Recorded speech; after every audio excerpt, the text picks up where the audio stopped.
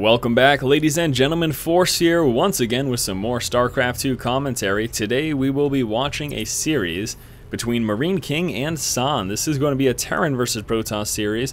MarineKing versus San, starting off game number 1 here on the map Daybreak. Now spawning in the upper right hand location, we have got our red Protoss player NSH San. San recently took first place at the EWM Season 2 Week 2 event. Also took first place at the ESV TV Korean Weekly Season 3 number 2.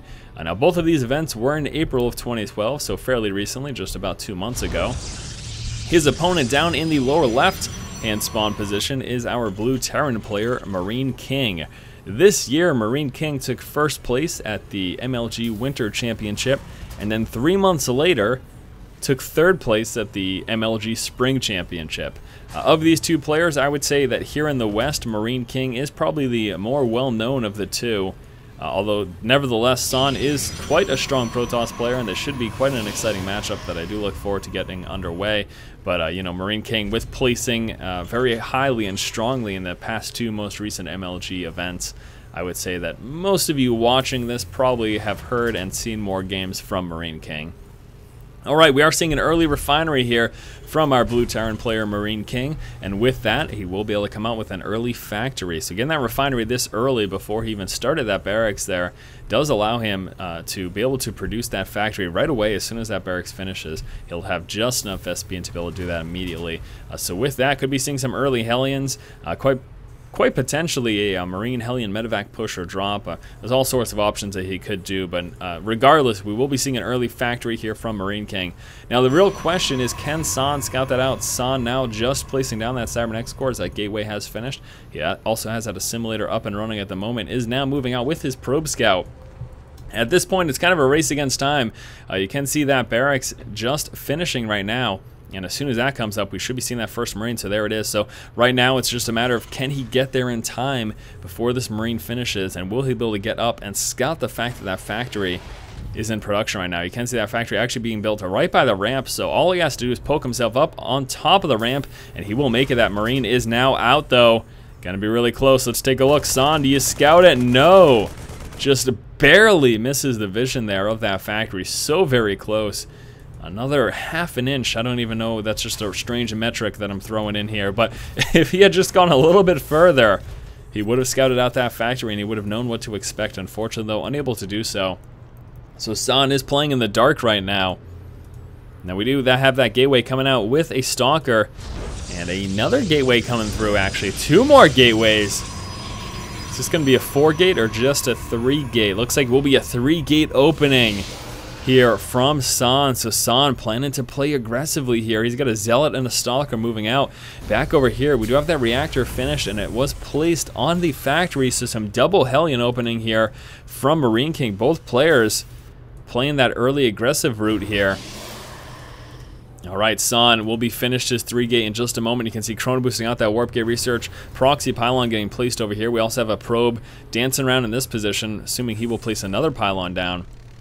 First 2 Hellions out, moving across the map. Now San scouts that out as he does have control of the tower. Will be moving forward to engage. I don't know if he's going to have enough, though. And I'm not sure if he's going to be able to get a sentry out in time either. Those Hellions moving quick, fast across the map right now. And yeah, they're going to make it right into the main here of San. Got a Stalker right there. They're just going to bypass it, walking straight up into the main. And now San is going to be taking some economic damage. That Stalker will kill off those Hellions, but it's going to take some time. At the same time, Pylon getting placed down over here. Heavy Stalker push plus the Zealot at the moment moving in to the main base here of MarineKing. Hellions still doing a bit of damage, roasting some workers, finally get taken out. All the SCVs off the line here for MarineKing as he realizes he has got to do this to survive right now with the heavy Hellion force and just 1 Marauder. He doesn't really have the necessary forces to deal with that Stalker heavy army, so forced to come down with all these SCVs, taking some losses there. Zealots warped in onto the high ground. Finally able to get rid of the Zealots and force back those Stalkers, and now with 3 Marauders in play, he should be okay at the moment, taking out the Pylon. And what an exchange there. What a crazy opening to this game. Let's take a quick look at how that ended up playing out. 5 worker kills there for each player. So we saw that Hellion push do some kill off some workers, and plus in defending himself, MarineKing pulling all those SCVs off the line, ended up sacrificing a few of them. Another worker kill there for MarineKing, bringing it up to 6 now. Quite an interesting exchange. Taking a look now also at the resources lost, you can see San is behind right now, 375 resources behind MarineKing at the moment, but they've lost about the same amount of workers. You have to keep in mind though, MarineKing had a lot of time where he had a bunch of SCVs off the line. I mean, a vast majority of his SCVs were not mining during this engagement here. And that of course does set him behind economically, and that is certainly a concern. We do have Marauders and a Hellion scouting out here. It looks like they might be checking this factory in just a moment. Also some Hellions now moving towards San's natural expansion. He should be all set to prevent that from moving up. There you go. MarineKing finds the pylon, takes it out. And is he going to continue to push here? It looks like he is. Marauders and Hellions plus an SCV moving out here for MarineKing as he plans a counter push in just a moment.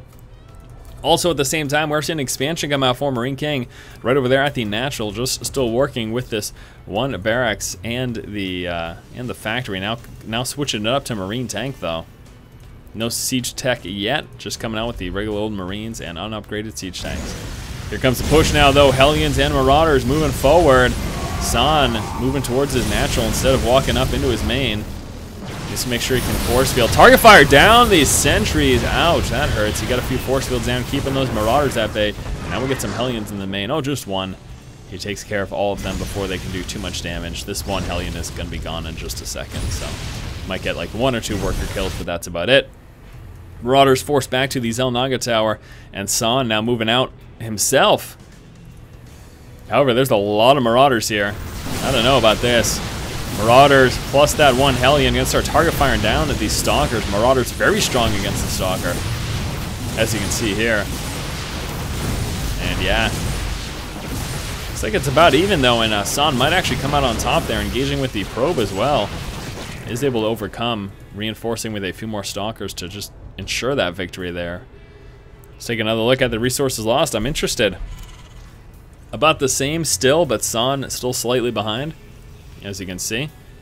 Siege tech now coming through. He's got tanks on the high ground. San is not moving out though. San's pulling back to his main. Now my concern for San is that he's still just on these 3 gateways here, not transitioning into an expansion. Or is he finally? Looks like he might be. Along with that, we do have a Twilight Council coming through here for San as well. Placing down that Nexus finally. Going to be a little bit behind here, obviously, as you can see. MarineKing already has that second orbital up, and he's working to get that saturated right now. And now that that siege tech is close to finished, we're not going to really see an effective push from San anytime soon. I don't really know. Oh, DT. DT is the route he's going. I thought for a second it might have been Blink Stalkers, but no. San deciding to bust out the Dark Templar. Pretty interesting. However, we do have an engineering bay in place, so at any time, MarineKing can place down a few turrets and he will be all set against Cloak. Also, a robotics coming through here for San. There it is. And we've got another proxy pylon actually hidden here behind the 3rd. Marine tank force is getting fairly strong here. Finally coming out with those turrets. There's one, and nothing in the main, just this one. This is actually a really good position. Obviously DT, it'll prevent them from waltzing on in. But also a lot of times the observer goes straight towards that natural expansion. Wow, that's embarrassing. Probe gets demolished. Yeah, a lot of time those observers go straight towards the natural expansion. So you can see keeping those Marines in front. And what will happen is the second that observer moves into detection range, never mind, that's all being nullified because we are seeing right now a push from MarineKing. MarineKing moving out with the Marine and tank push. Remember, he's got siege tech as well. Hopefully, though, he hangs on to some scans here because, oh, he's low on energy. Here's my concern, guys. We're seeing this push right now, but we're going to see some DT for defense, I'm assuming. And actually, DT now going straight in, walking right by the missile turret, and they're just going to start doing damage here. Missile turret being constructed. DT's going to get as many kills as he can before that finishes. The Marine tank push is going to continue. San does not have a lot at home. Oh, that's concerning. That is a huge push, and he does not have a lot at home to defend at all. That's a huge concern. DT continuing to do work here. Is he going to stop this tower from getting up? Going to be very close.